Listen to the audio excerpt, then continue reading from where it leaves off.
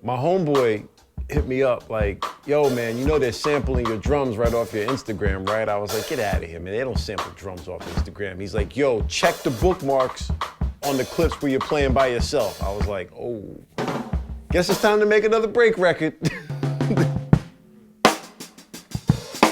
Break Bonanza is my 4th drum break record. How does it differ from the other ones? Well, the first one was Lunch Breaks in 2014. That one there was a candor to it. I had only been playing drums for about 2 years, so there was this rawness to it, both from a playing perspective and from the recording. You know, I was a hip hop producer playing drums, so obviously hip hop producers dug it, but there was a lot I had to learn as far as drumming and recording. Then there was Backyard Breaks a year later. That one was tighter all around, but I still had to get out of this basement and start playing drums out in the world. I was still just essentially a breakbeat drummer, and I had to get more experience. So in 2016, I co-founded a funk band called the Du-Rites with my partner Pablo Martin, and I just started getting out there and playing and learning new ideas and stuff. I also joined 2 other bands, and I also just started going out playing locally, man, playing with other musicians and just picking up whatever I could.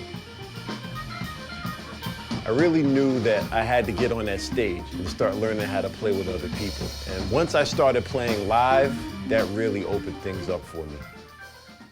I was always known as this quote-unquote jack of all trades, and then one day I just said, you know what? That's a pretty useless approach in the long term. You know, like, I was just doing too many things. I was trying to do too much, and I wound up spreading myself really thin over the years. Time is my most valuable asset at this point. I mean, somebody would ask me for like a beat or a verse or something, and my passion for that was just gone. And that's kind of hard to explain to somebody who's not an artist or a musician, but you can't really fake passion, because after a while it'll show up in your work, and people can tell when you're faking the funk. So when you start mailing it in, it's obvious, and by 2016, that's exactly what I was doing.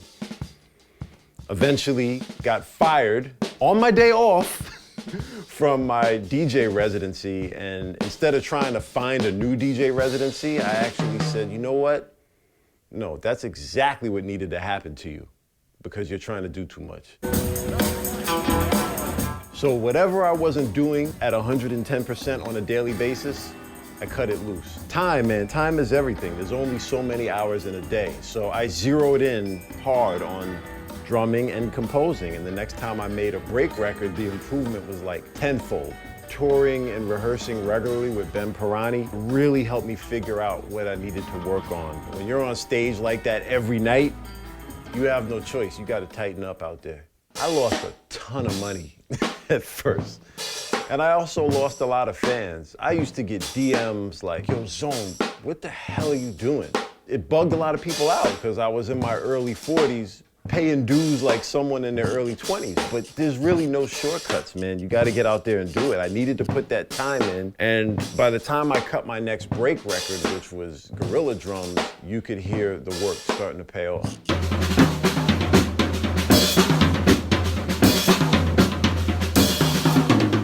I was trying a lot of really syncopated grooves, odd meter, really trying to challenge the producer. You kind of had to be somewhat of a chop nerd to really mess with Guerrilla Drums. You know, it mostly worked, some of it didn't, but people like basic funky grooves, and I figured that out after that one.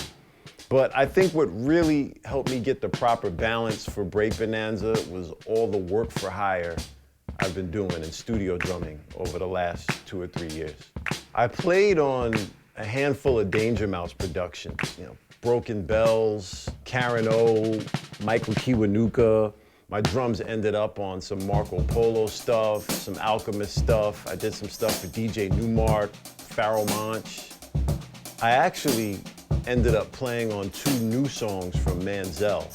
And anybody who knows Manzel knows Midnight Theme, Space Funk, like those are breakbeat classics. The original drummer for the band, Steve Garner, passed away. So to play on new Manzel tunes was kind of daunting because those are some really big shoes to fill, but that was a milestone for me. The Du-Rites did most of the music for Bobbito's Rock Rubber 45's film, including the theme song, which featured Eddie Palmieri and Robert Glasper. I was nervous as hell playing on that one because those guys are some heavyweights. But all these collaborations were knowing when to play what. And I think that's something I didn't know how to do when I made the earlier break records. I did some work for Lord Finesse recently. I'm a long-time Lord Finesse fan, but man, does he know his stuff, like inside and out. So just having my playing under a microscope and taking criticism from one of my heroes, that was big, man. Like, Finesse is very sensitive to things like pocket and the sound of drums, you know, recording-wise. So working with Lord Finesse alone just made me better at everything. My Red Bull Music Academy column, Give the Drummer Some, that was huge. I was privileged to sit down and interview some really great, legendary drummers, man. I was able to learn so much from these cats.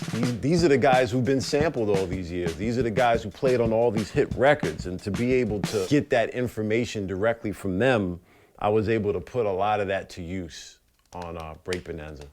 This is the first time I've applied a work-for-hire mindset to my own sound. I called up a lot of producers like, what do y'all want?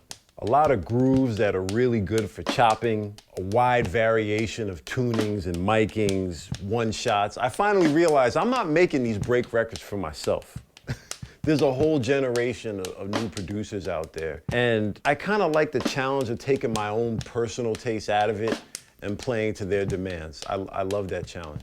After sampling for so many years, to be sampled to me is like super dope. You know, if someone makes a big hit off of my drums, obviously, hopefully they do the right thing, give me some publishing so I can get more work, get more money, and keep the operation going, you know, give me some credit. But I dig it, man. I love going on Instagram and seeing I've been tagged, someone made a beat using my drums. 8 years in, I got a long way to go as far as drumming, but, you know, I'm happy with the way these are turning out and, you know, hopefully keep it going and hopefully people dig it. Get out there and make me some hits, man.